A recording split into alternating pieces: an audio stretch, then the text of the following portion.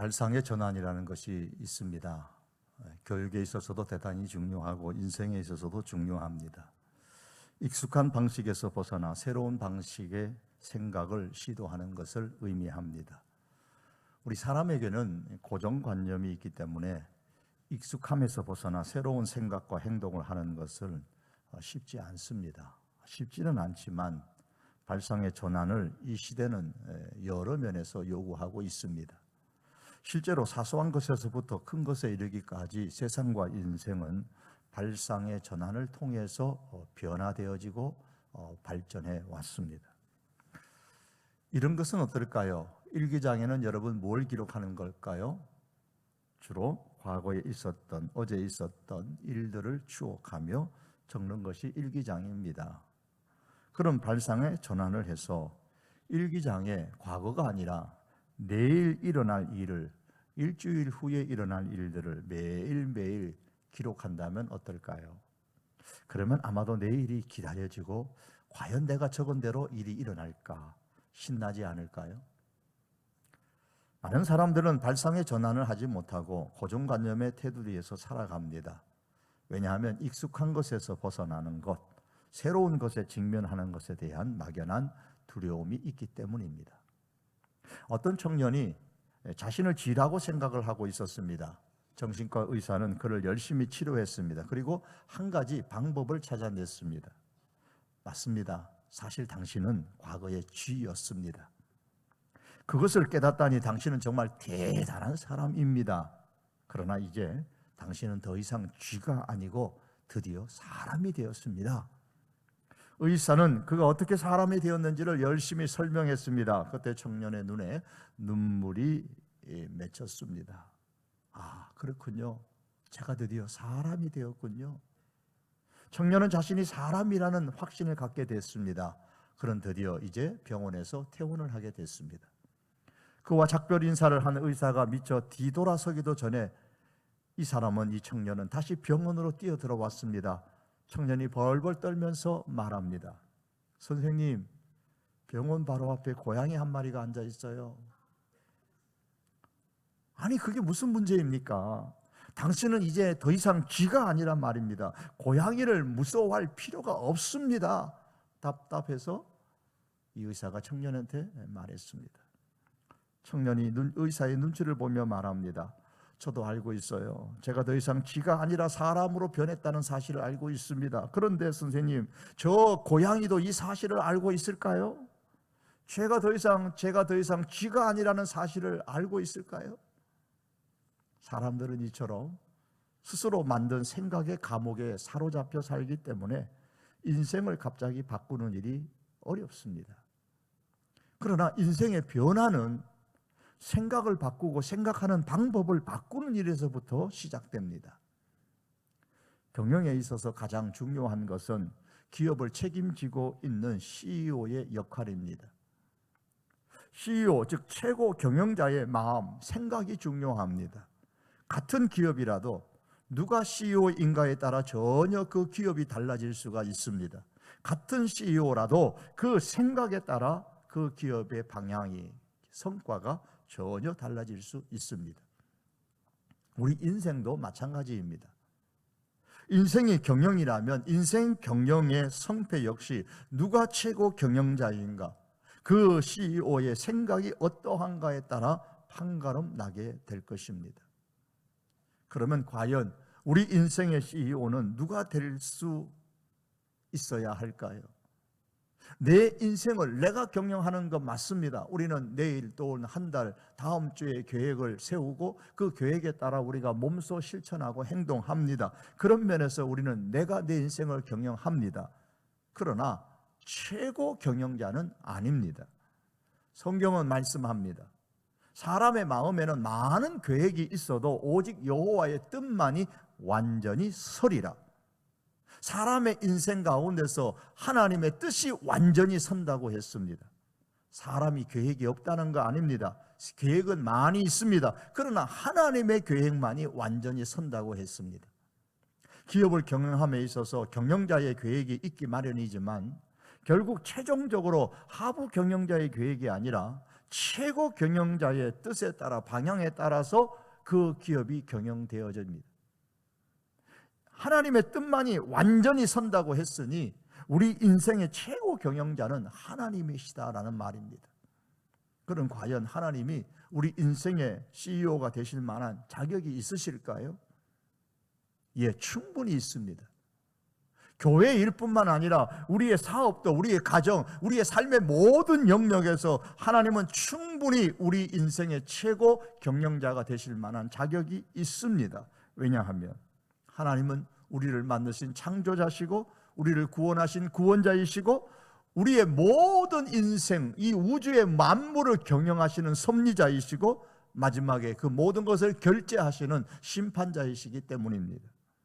그러므로 하나님은 우리 인생 경영의 CEO가 되시기에 충분한 자격이 있으십니다.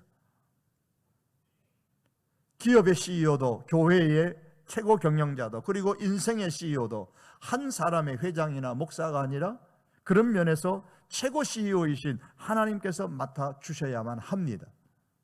인생 경영 역시도 한 사람의 개인이 아니라 하나님이 이 CEO의 자리에 앉아서 경영하시고 우리는 그 CEO의 경영 원칙에 따라서 살아간다면 틀림없이 우리의 인생은 흑자 경영이 될 것이고 성공하는 인생이 될 수가 있습니다.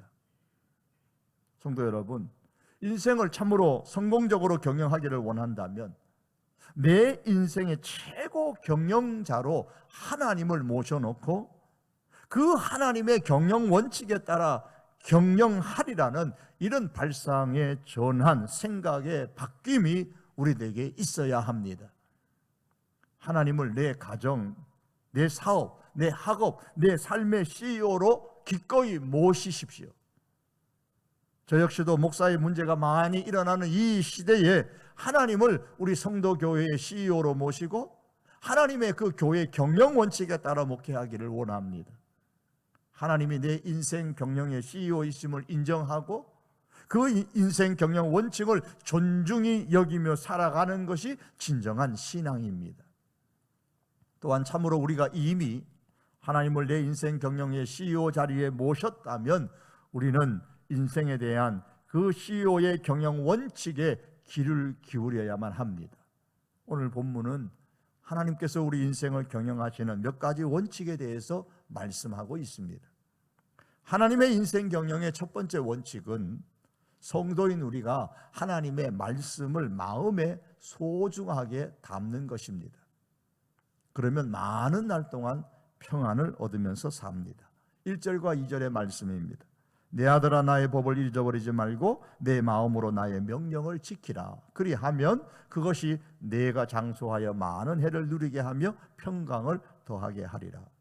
하나님은 영이시기 때문에 우리 눈에 보이지 않으십니다. 보이지 않으신 하나님께서 사람과 교통하시는 방법은 말씀입니다. 그래서 1절에 보면 소극적으로는 법, 즉 말씀을 잊지 말라고 하셨고 적극적으로는 내 마음으로 나의 명령, 하나님이 주시는 그 말씀을 지키라고 했습니다. 이것은 모두가 하나님의 말씀을 내 마음에 소중히 간직하라라는 뜻입니다. 그런데 왜 말씀을 구체적인 삶의 행동이 아니라 마음에 소중히 간직하라고 하셨을까요?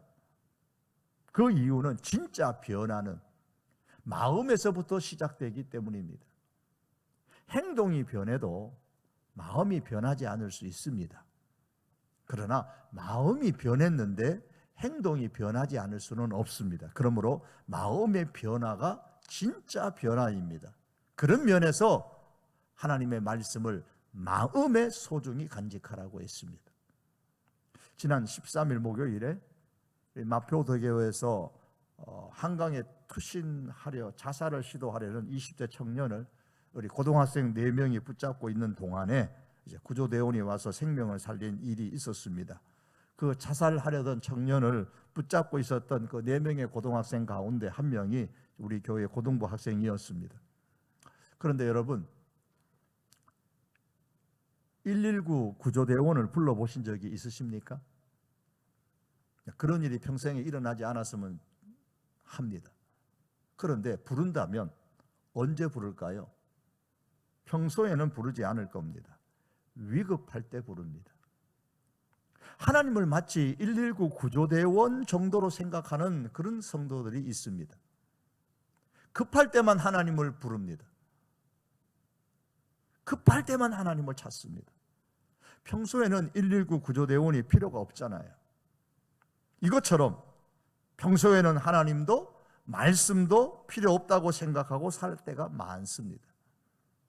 하나님과 그 말씀을 이렇게 119 구조대원 수준으로 생각하는 사람은 결코 평안을 얻을 수 없습니다. 왜냐하면 위급할 때에 119 구조대원을 부르기는 하지만 평소에 119 구조대원에게 자기 인생을 맡기는 사람이 없는 것처럼 하나님을 구조대원 수준으로 생각하는 사람은 결코 그 인생 경영을 하나님과 그 말씀에 맡기지 않기 때문입니다. 여러분, 급할 때뿐만 아니라 평소에도 하나님의 말씀을 마음에 소중히 담으십시오. 오늘의 말씀을 암송하고 지난 주간에 말씀하고 계속 말씀을 암송함으로 통해서 말씀을 마음에 담으시기를 바랍니다. 그리고 그 말씀을 계속 묵상하십시오. 그러면 많은 날 동안에 평안을 얻으며 살아갑니다. 왜냐하면 하나님의 말씀을 마음에 소중히 담는 것은 우리 마음에 하나님이 계시는 공간을 만드는 것이기 때문입니다. 성경에서 안식이라는 말은 하나님이 계시는 공간을 만드는 것을 의미합니다.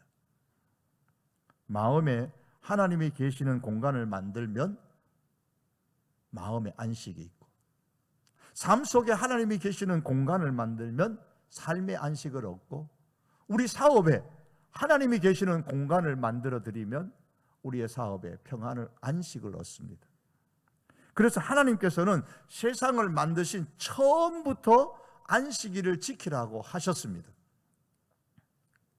이유가 있습니다. 그 이유를 예수님은 정확하게 설명하셨습니다. 안식일이 사람을 위하여 있는 것이다. 사람을 위하여, 하나님이 창조하신 사람을 위하여 안식일을 주신 겁니다. 하나님께서 안식일을 지키라고 우리에게 말씀하시는 것은 우리 사람을 위해서입니다. 안식일이 사람을 위하여 있다는 것은 안식일이 사람을 지켜준다라는 뜻입니다. 우리가 안식일을 지키는 것이 아닙니다. 안식일이 우리를 지켜줍니다. 안식일을 제대로 지키면 하나님께서 이를 통해서 우리에게 안식과 평안을 더하여 주십니다.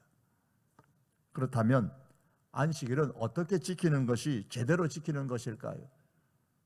시간의 마스터라는 책에 보면 이런 내용이 나옵니다. 유대인들은 안식일을 지킬 때에 세 가지를 한다고 합니다. 하나는 뒤를 돌아다보는 것이고, 두 번째는 위를 올려다보는 것이고, 마지막 세 번째는 앞을 내다보는 것이라고 합니다. 뒤를 돌아보는 이유는 성찰하기 위해서입니다. 사람에게는 지나간 과거를 그냥 망각하는 게 아니고 깊이 뒤돌아보며 잘못을 반성하고 스스로를 가다듬는 자기 성찰의 시간이 필요합니다. 두 번째로 위를 올려다보는 이유는 과거에 얽매이지 않기 위해서입니다.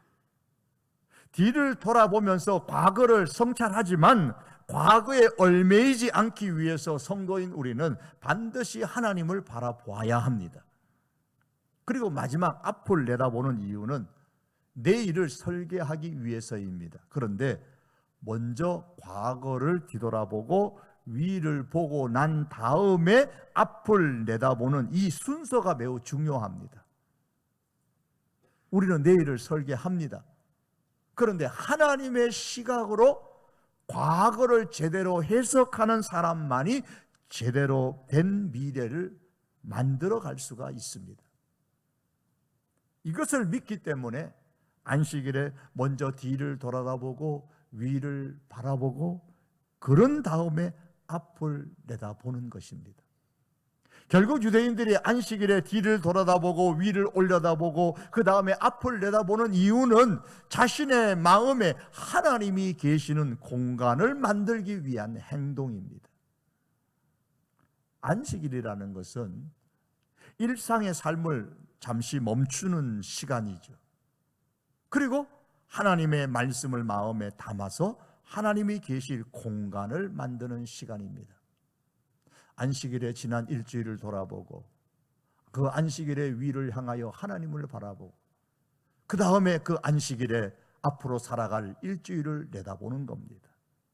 그로 통해서 하나님이 계실 공간을 만드는 시간이 안식일입니다.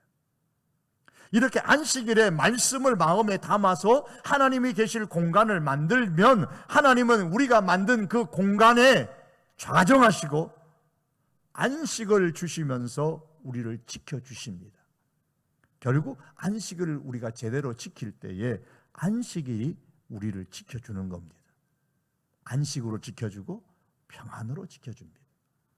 그러므로 성도 여러분, 평소에 그리고 특별히 이 주일에 하나님의 말씀을 마음에 소중히 담으십시오. 계속하여 많은 말씀이 아닐지라도 한 절 한 절의 말씀을 한 주간 동안 마음에 담고 그것을 계속해서 묵상하시기를 바랍니다. 이로 통해 삶 속에 하나님이 계시는 공간을 만드시기를 바랍니다.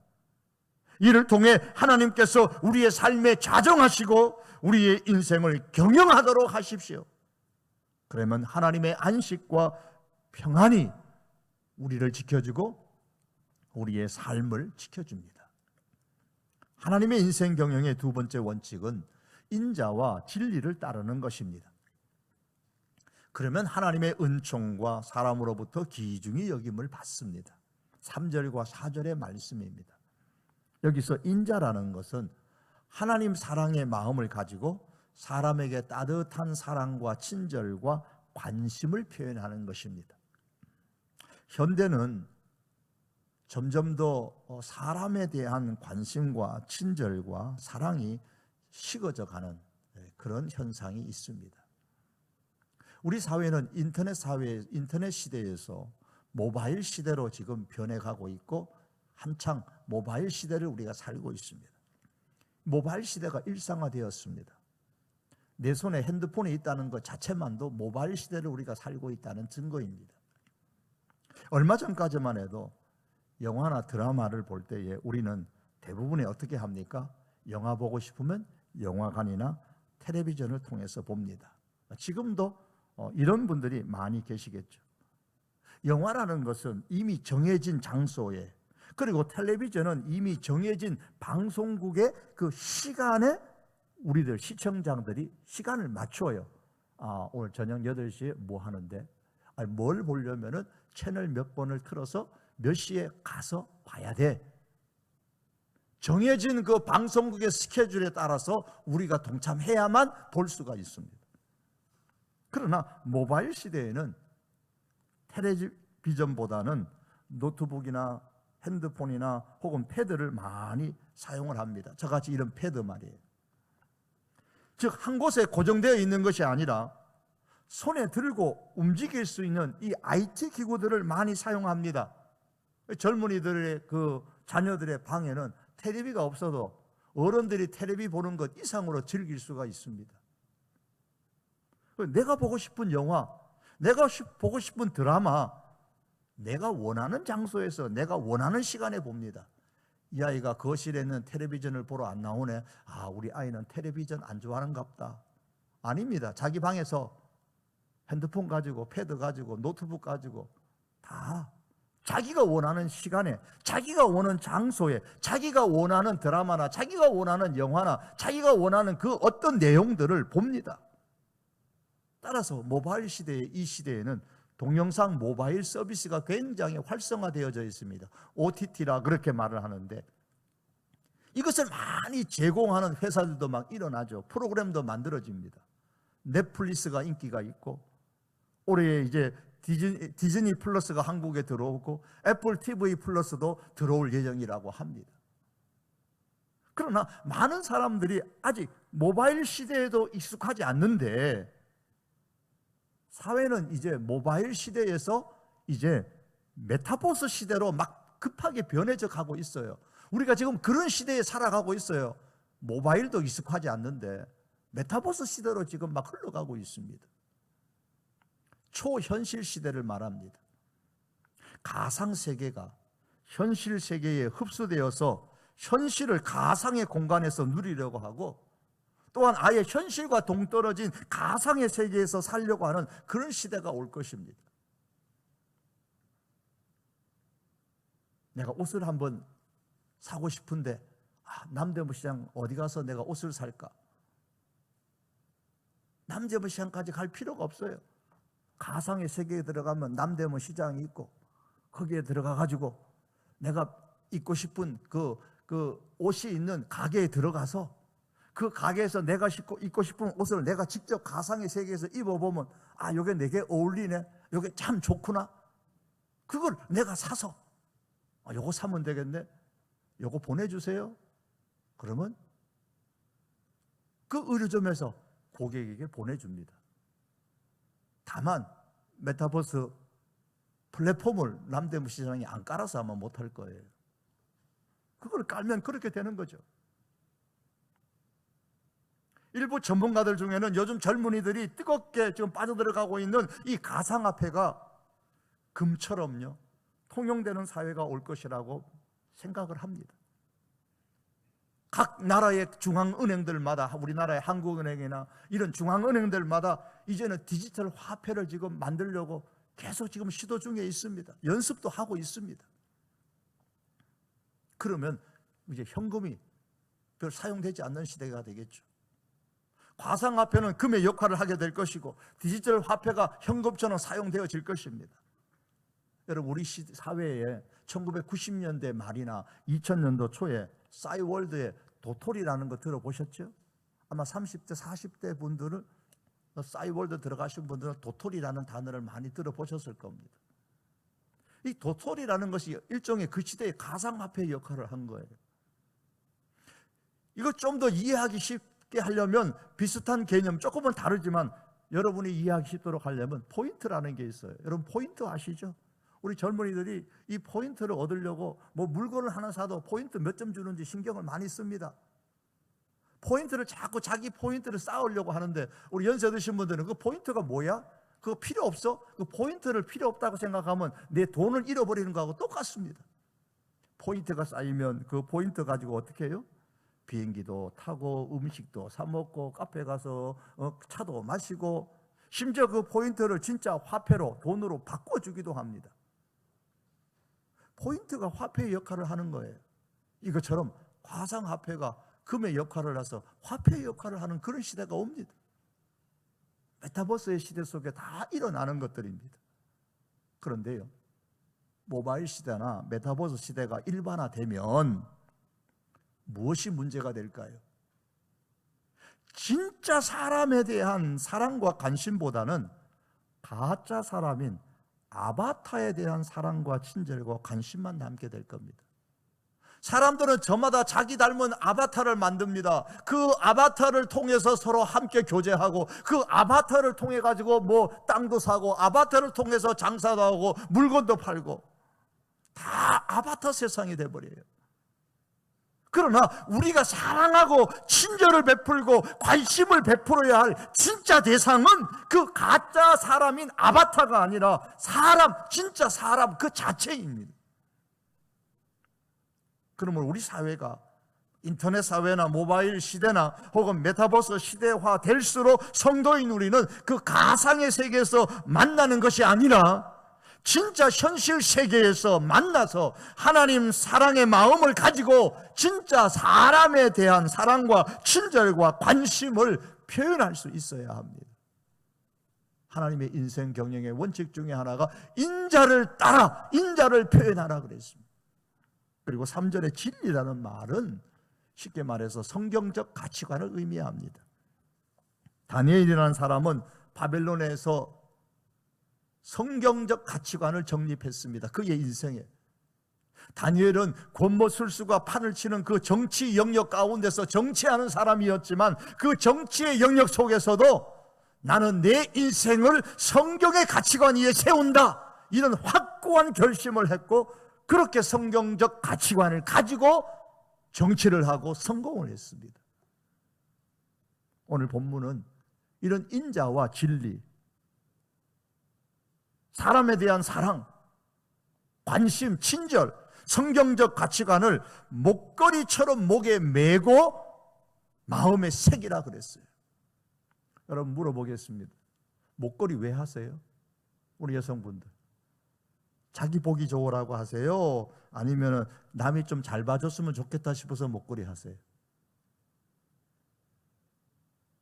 아마 대부분은 내가 목걸이 한 거 남이 보고 야, 목걸이가 잘 어울리네. 아, 목걸이 하니까 사람 괜찮아 보이네. 등등의 남을 의식하며 목걸이를 하잖아요. 아마 제가 한다 그래도 안 하지만 제가 한다 그래도 그렇게 할 거예요. 반지를 껴도 그럴 거예요. 목걸이를 목에 매는 것처럼 언제 어디서나 사람에 대한 사랑과 관심 그리고 성경적 가치관을 드러내며 살라는 겁니다.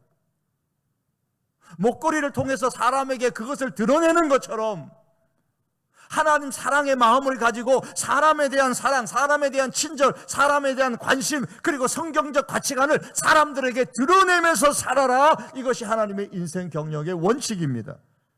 그렇게 우리가 살아갈 때에 하나님으로부터 특별한 호의를 받고 사람들로부터 존중의 여김을 받으며 살 수가 있습니다. 인생 경영에 대한 하나님의 세 번째 원칙은 하나님을 신뢰하고 인정하는 겁니다. 그러면 하나님의 지도를 받습니다. 5절과 6절입니다. 너는 마음을 다하여 여호와를 신뢰하고 내 명철을 의지하지 말라. 너는 범사의 그를 인정하라. 그리하면 네 길을 지도하시리라. 이 말씀은 우리의 삶의 여정 가운데서 이 길을 택할 것인가 저 길을 택할 것인가 라는 선택의 기로에서 한 가지를 선택할 때에 내 자신의 어떤 지혜, 명철을 의지하지 말고 하나님을 신뢰하고 하나님을 인정하는 그런 선택을 하라는 뜻입니다. 여러분 번지 점프 아시지요? 한번 해보신 적이 있으십니까? 이런 겁니다. 줄 하나에다가 자기를 매달아 놓고 높은 꼭대기 위에서 아래로 떨어지는 겁니다. 저는 죽다 깨어나도 못할 겁니다.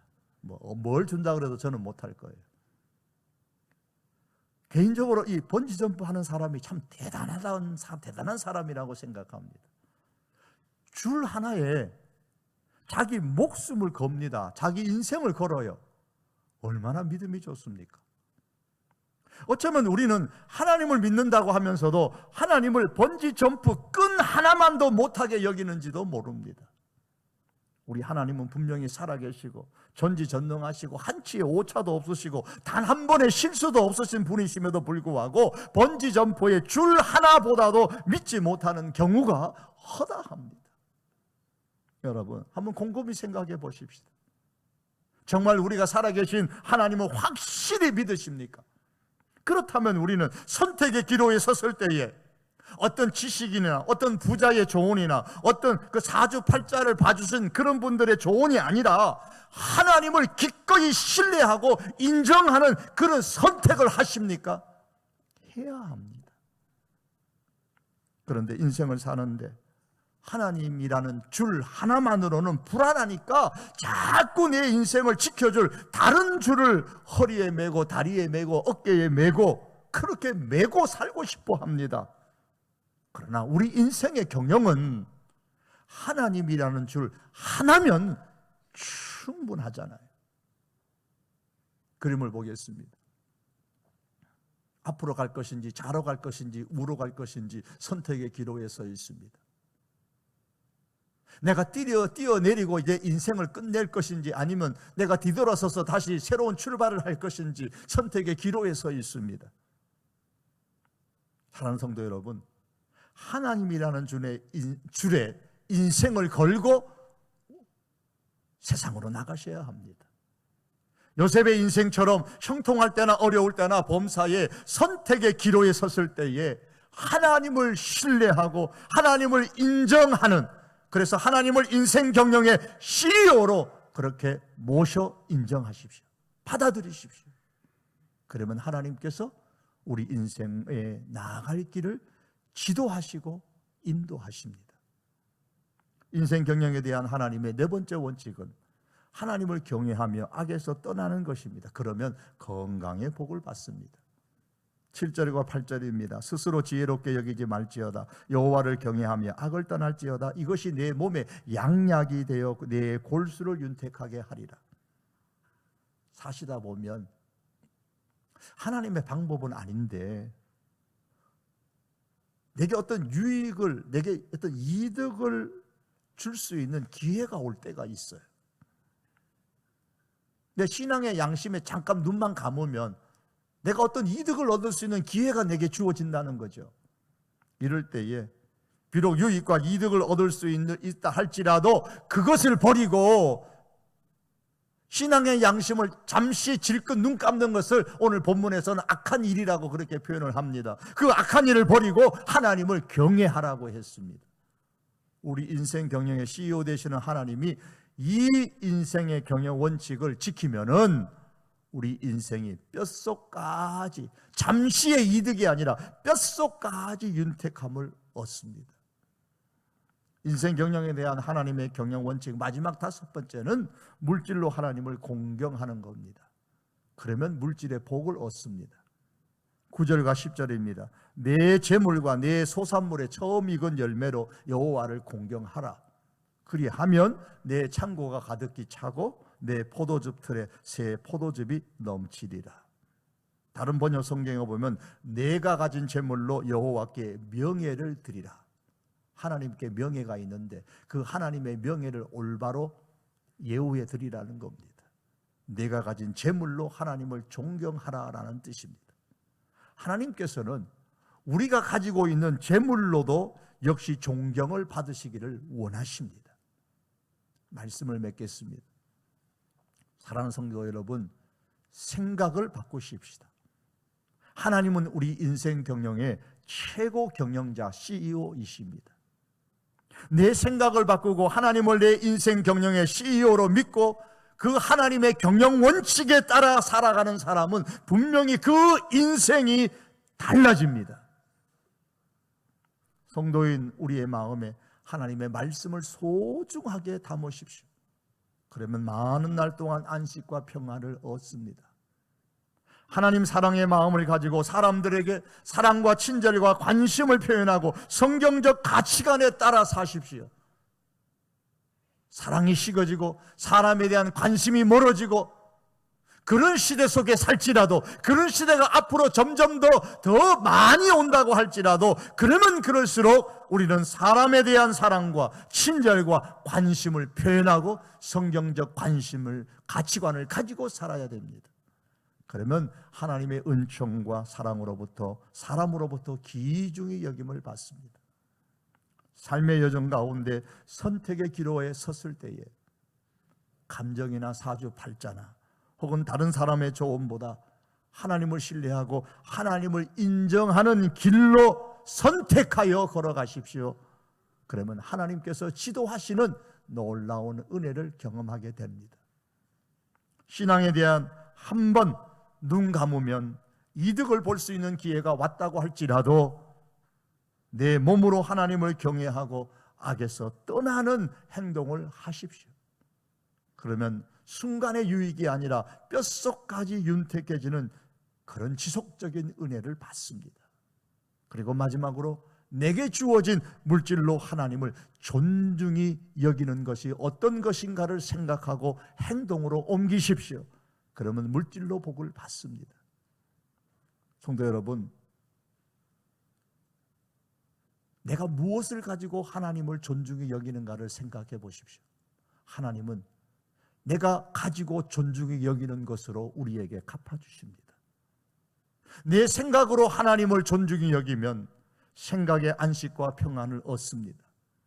내 발로 하나님을 존중히 여기면 내 발의 인생길에 은총과 귀중히 여김을 받습니다.